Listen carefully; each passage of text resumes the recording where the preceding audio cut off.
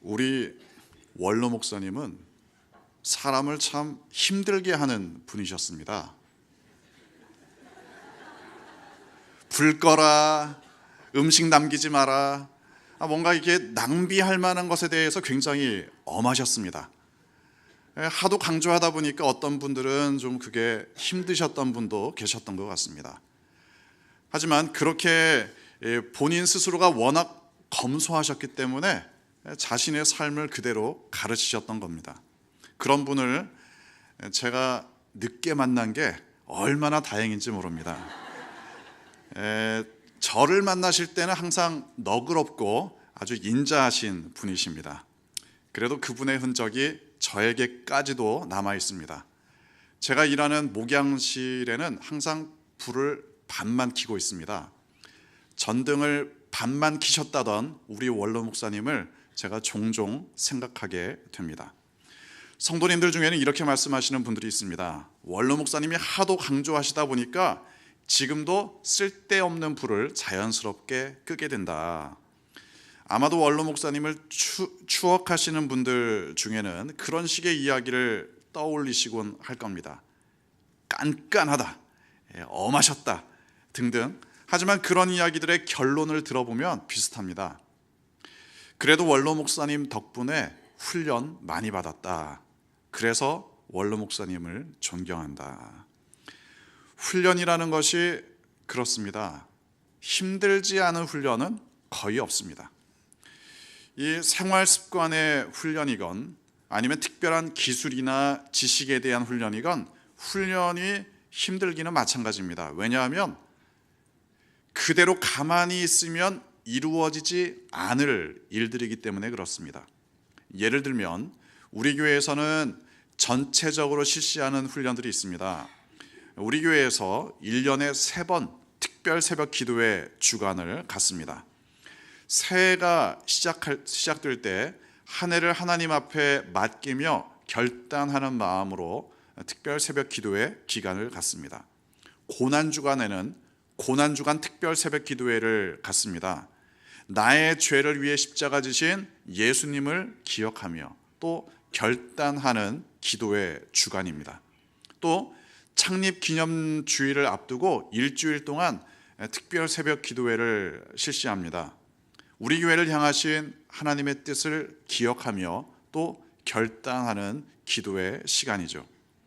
세 번의 특별 새벽 기도회 모두 아주 중요한 의미를 가지고 있습니다. 하지만 그렇다고 해서 이 기도회에 나오는 것이 쉽지만은 않지요. 평소에 새벽 기도에 나오지 않는 분들은 이렇게 갑자기 새벽 기도에 나오는 것이 쉽지가 않습니다. 하지만 쉽기 때문에 새벽 기도회를 갖는 것은 아닙니다. 어렵더라도 어쩌면 어렵기 때문에 특별 새벽 기도회를 강조합니다. 이게 훈련이 되기 때문입니다. 특별 새벽 기도회가 더욱 훈련이 되기 위해서 그러면 어떻게 해야 되느냐? 담임 목사로서 저는 이걸 고민할 수밖에 없습니다. 좀 더 강조하고 사람들에게 좀 더 이걸 강력하게 밀어붙이고 그렇게 해야 되지 않겠습니까? 별로 반응이 안 좋은데 제가 이렇게 강력하게 얘기를 해도 사람들이 별로 두려워하지 않더라고요. 이게 참 고민입니다. 그래도 언젠가 이 시간들을 추억할 날이 올 겁니다. 예를 들어 나중에 저의 후임 목사님께서 이런 말을 할 날도 올 겁니다. 우리 원로 목사님은 사람을 힘들게 하는 사람이었다. 하지만 그래서 훈련이 되었다. 또 우리의 어린 자녀들도 눈을 비비면서 새벽 기도에 나옵니다. 나중에 커서 추억할 날이 오겠죠. 그때 새벽 기도에 나와서 기도하고 밥도 먹고 집사님들이나 장로님들이 아이스크림도 사주셨다. 아무튼 힘들었더라도 이게 신앙에 있어서 대단히 중요한 추억이 될 겁니다. 우리의 삶에 있어서 추억이라는 것은 대단히 중요합니다. 왜냐하면 추억이라는 것은 의미 있는 이야기이기 때문에 그렇습니다. 그것도 단순한 옛날 이야기가 아니라 지금의 나에게 중요한 영향을 끼치는 과거의 이야기입니다. 그래서 우리의 믿음의 여정에서도 추억이라는 것이 대단히 중요합니다. 특히 훈련받았던 추억은 우리의 믿음을 굳건하게 만들어주는 역할을 합니다. 이스라엘의 경우를 생각해 보면 분명합니다. 아브라함부터 시작된 이스라엘의 역사는 훈련의 역사라고 해도 과언이 아닙니다. 기본적으로 힘든 시간을 많이 보냈습니다. 힘들었지만 그 시간 하나하나가 중요한 의미가 있었던 거죠. 그러니까 나중에는 어떻게 되느냐? 그 훈련의 추억을 계속해서 되새기고 이야기합니다. 이스라엘이 받은 훈련, 대표적인 것이 광야 훈련이죠. 광야 훈련. 40년간 광야에서 훈련을 받았습니다. 애굽에서 탈출한 다음에 가나안 땅에 들어가기 전까지의 시간이죠. 광야 훈련을 마칠 즈음에 모세가 이스라엘 백성들에게 이렇게 이야기합니다. 본문 2절과 3절 함께 읽겠습니다. 내 하나님 여호와께서 이 40년 동안에 내게 광야 길을 걷게 하신 것을 기억하라. 이는 너를 낮추시며 너를 시험하사 내 마음이 어떠한지 그 명령을 지키는지 지키지 않는지 알려 하심이라. 너를 낮추시며 너를 줄이게 하시며 또 너도 알지 못하며 내 조상들도 알지 못하던 만나를 내게 먹이신 것은 사람이 떡으로만 사는 것이 아니요 여호와의 입에서 나오는 모든 말씀으로 사는 줄을 내가 알게 하려 하심이니라. 광야에서의 40년, 그 시간은 고생길이었습니다. 꽃길이 아니었습니다. 먹을 것도 없고 마실 물도 없었습니다. 그래서 어쩌면 그게 영적인 훈련의 시간이 되었습니다. 그 훈련의 목적이 무엇이었느냐? 하나님께서 시키신 광야 훈련 2가지의 목적이 있었다. 모세가 그렇게 이야기를 합니다. 첫째, 너를 낮추시기 위해서 훈련을 시키셨다. 다시 말해서 겸손의 훈련이었다는 거죠. 특히 이 낮추셨다, 이 단어를 히브리어로 보면 이 단어가 참 묘한 단어입니다. 단순한 겸손을 말하는 게 아닙니다. 여기에서 이 낮추셨다는 말은 상대방을 힘들게 해서, 괴롭게 해서 겸손하게 만들었다, 또는 상대방을 제압해서 겸손하게 만들었다, 이런 의미들을 포함하고 있습니다. 아주 쉽게 말씀드리면 그렇습니다.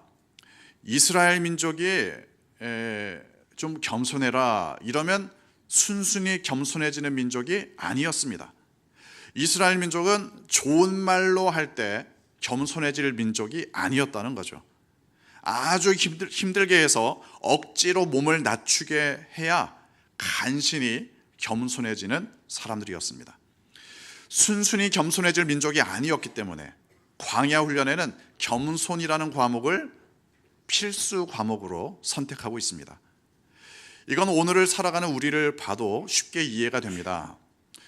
저분 참 겸손한 것 같다. 여러분 주위에 그런 분들이 있을 겁니다. 그런데 그 겸손이 다 똑같은 겸손이 아닙니다. 물론 워낙 타고난 성품 자체가 겸손하신 분도 계십니다. 하지만 어떤 분은 웬만해서는 겸손해지기가 힘든 분들도 있습니다. 겸손과는 거리가 정말 먼 사람인데 겸손해질 수밖에 없는 과정이 있었던 거죠. 예를 들어 조금만 돈을 벌면, 조금만 자리가 높아지면 목에 힘이 들어가시는 분들이 있습니다.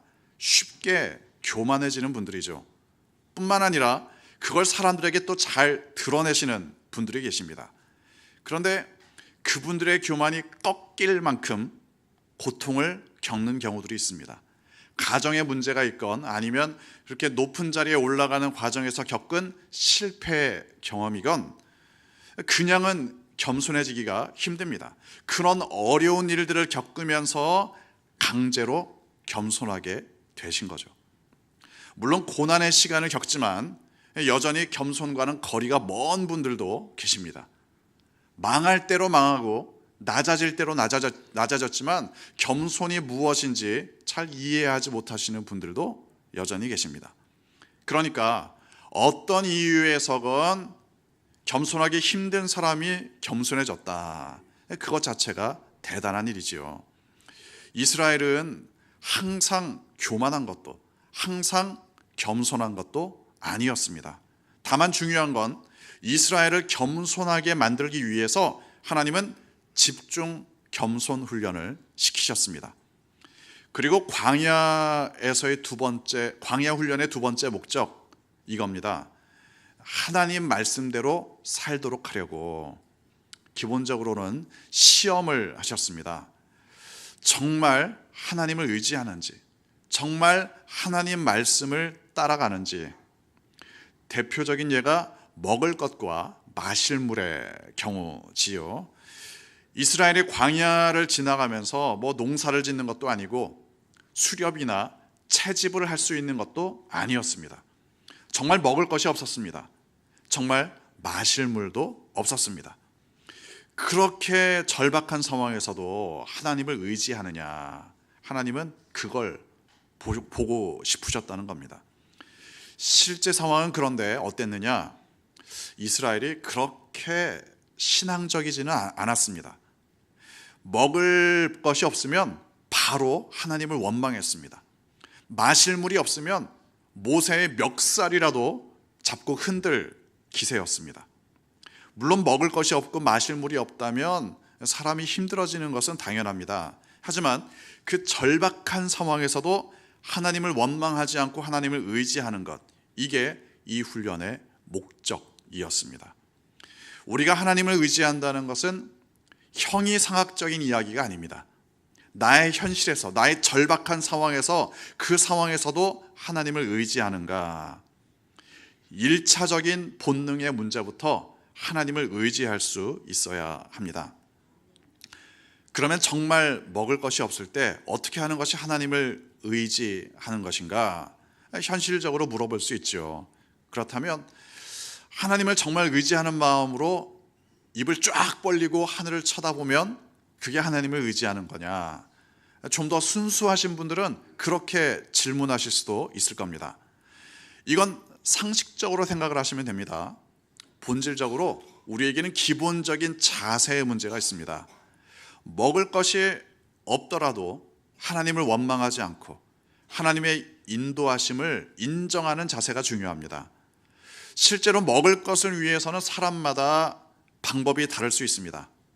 어떤 분들은 하나님을 의지하면서 땀 흘려 일할 수도 있습니다. 또 어떤 분들은 일할 상황이 안 되기 때문에 다른 사람들의 도움을 받을 수도 있습니다. 물론 기본적인 마음 자세는 그러면서도 하나님을 의지하는 마음을 갖는 거죠. 기본적으로 정말 절박한 상황에서도 이것을 하나님께 맡기느냐, 이게 가장 중요한 부분입니다. 하나님께서 이스라엘에게 만나를 주시고 반석에서는 물이 솟아나게 하시고, 이것도 물론 중요하지요. 하지만 기본적인 이스라엘의 태도가 어떤가, 이게 더 중요했습니다. 그런데 안타깝게도 이스라엘의 기본적인 마음은 두려움과 원망과 분노였습니다.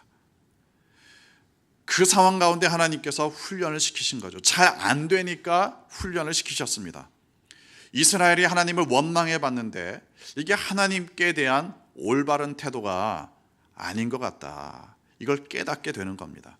그러면 그 다음에는 겸손하게 하나님을 의지하게 됩니다. 내가 이번에는 하나님을 원망하지 않겠습니다. 이런 상황이 돼도 하나님을 인정하겠습니다. 그런 과정을 통해 이스라엘이 하나님을 의지하는 법을 배우게 됐습니다.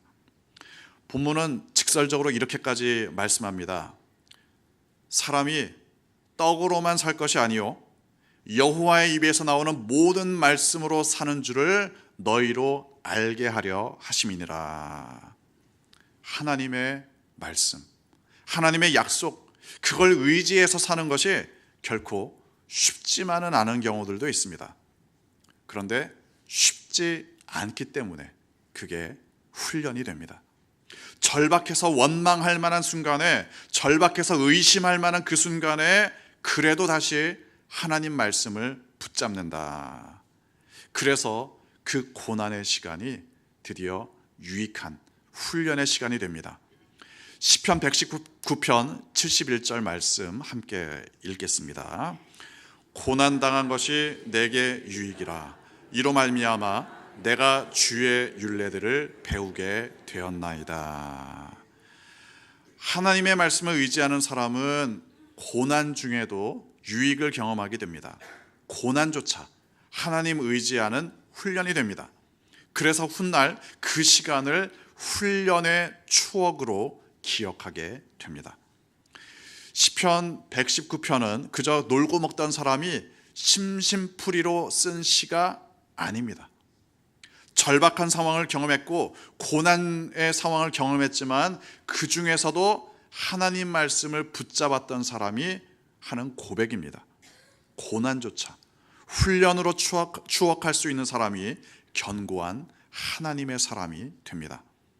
가끔 힘들었던 과거를 회상하면서 눈시울을 적시시는 분들이 있습니다.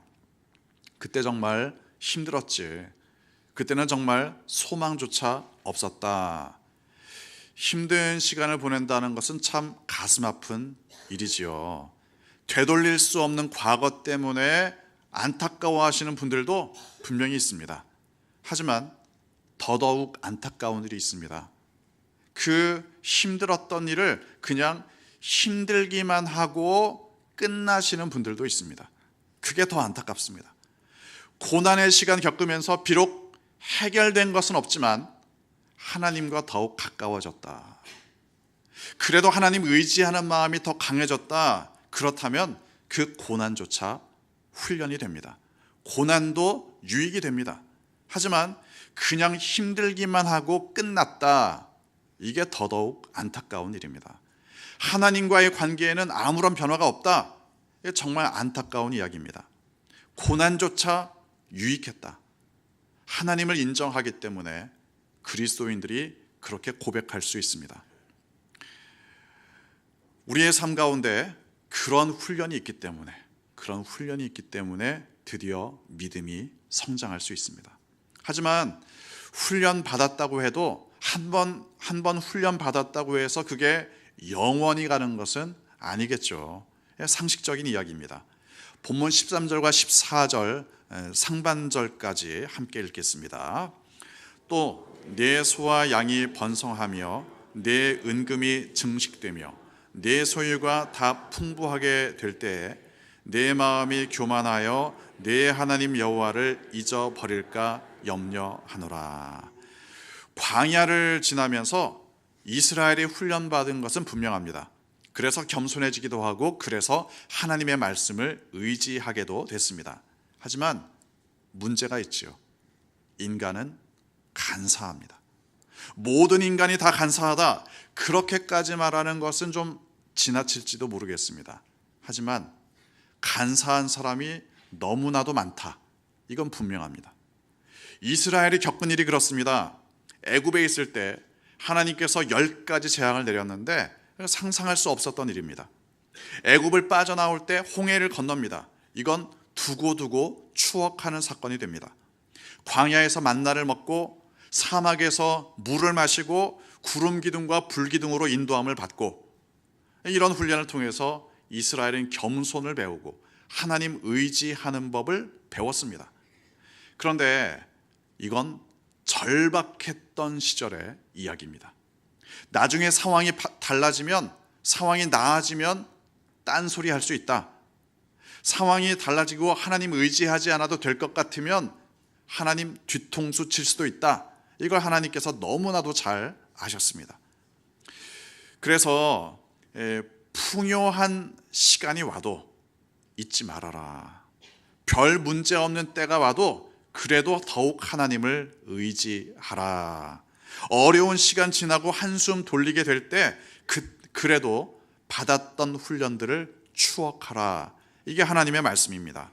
하나님의 다스리심을 기억하기 위해 우리는 받은 훈련을 기억해야 합니다. 간사한 인간들이 그나마 겸손을 유지할 수 있는 방법이 바로 그겁니다. 내가 어떤 과정을 거쳐왔는지, 하나님께서 나를 어떻게 훈련시켜 오셨는지 그 훈련들을 추억해야 합니다. 그리고 더 중요한 건 이겁니다. 받은 훈련들을 추억하는 것 중요합니다. 그런데 더더욱 중요한 건 그 훈련의 목적을 잊지 않는 겁니다. 하나님께서 왜 나를 훈련시키셨는가? 이것만이 인간의 간사함을 뛰어넘을 수 있는 방법입니다. 끊임없이 훈련의 목적을 기억하는 사람은 평생 훈련 가운데 살게 됩니다. 내가 훈련받지 않으면 하나님을 의지할 수 없다. 이걸 너무나도 잘 알기 때문에 그렇습니다. 평생 그래서 누군가를 가르치든지 아니면 평생 무엇인가를 배우며 살게 됩니다. 그래야 그 추억, 훈련의 추억을 의미 있게 열매로 거둘 수 있게 됩니다. 그러면 맨날 훈련만 하고 끝나냐? 그건 아니죠. 훈련을 위한 훈련은 아닙니다. 이 훈련에 있어서, 영적인 훈련에 있어서 궁극적인 목적을 우리가 잊지 말아야 합니다. 본문 16절 함께 읽겠습니다. 내 조상들도 알지 못하던 만나를 광야에서 내게 먹이셨나니 이는 다 너를 낮추시며 너를 시험하사 마침내 내게 복을 주려 하심이었느니라. 하나님께서 아브라함에게 하셨던 첫 약속이 그렇습니다. 내가 너에게 복을 주겠다. 네가 복이 되도록 해주겠다. 하나님을 아는 것이 복입니다. 하나님을 의지하는 마음으로 살아가는 사람이 복 있는 사람입니다. 내가 받았던 훈련 또는 지금 받고 있는 훈련, 때로는 공식적인 훈련도 있고 아니면 어떤 때는 시간이 지난 다음에 이게 훈련이었네 이럴 수도 있습니다. 기억하시기 바랍니다. 어떠한 훈련이건 그 훈련들을 통해서 하나님께서는 내가 복 받기를 원하십니다. 나의 삶 자체가 하나님의 영광 드러내는 것을 원하십니다. 내가 하나님께 쓰임 받는 것 자체가 복입니다. 나로 말미암아 다른 사람들을 살리는 것이 복입니다. 제대로 훈련받으면 훈련의 진정한 의미를 알게 됩니다. 제대로 훈련받으면 그 복받은 것을 사람들에게 나누어 주는 방법까지도 알게 됩니다. 훈련을 추억하며 추억할 만한 훈련들을 감사히 받으며 평생 하나님의 복 누리며 사는 여러분 되시기를 주님의 이름으로 축원합니다. 기도하겠습니다.